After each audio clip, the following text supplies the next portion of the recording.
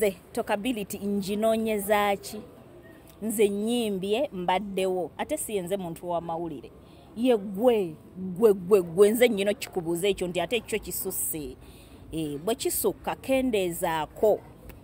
nze siri wa mawulire I don't always come out onoonya tokability ye yaginoonya kubanga era yagijja ku mwana ekyetaagisa n'avaayo ekiteetaagisa n'avaayo ekiri sensitive nnyo ekiyinza n'okuleetera omwana oyo okwetuusaako obulabe ng'alina kubanga amuliko n'avaayo maama wadde oyamba naye amawulire bwe gasooka kiba kimze siginoonya yaginoonya ebyamaka ge n'avaayo ebiwulikise n'avaayo ebitawulikise no that's not me ye tomutidde kwambala manyi naye tagenda naye ate nze nga ndi muzibu nnyo muntu mulala nnyo she doesn't know me ate ebbaawe ate mukoze ekibaawe oli ku mukyala we voola si voola mugamba mazima kituufu okuva omuntu avoola tabanga nze tayogera nabwati namugambye ekituufu amazima ge gamulumye ennyo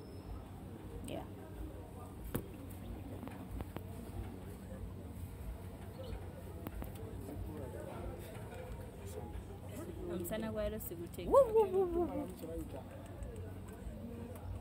samusangayo kaye kyasigadde naye abasajja esimu zifunye ennyonda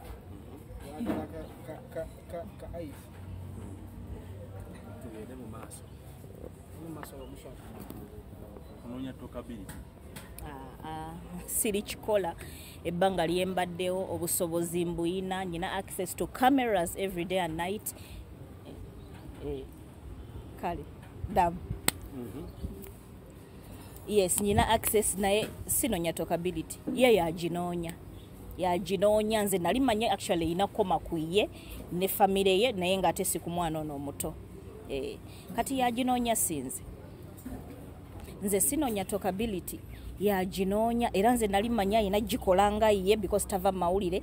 abeere nebbaawe agikola naye nga talina kujja ku mwana ono omuto ye nga ye bbaawe buli kimu ebyo bye bamukwata omwami ayogere bo bantu bakulu they above 18 naye omuto amuleke naddala nga wali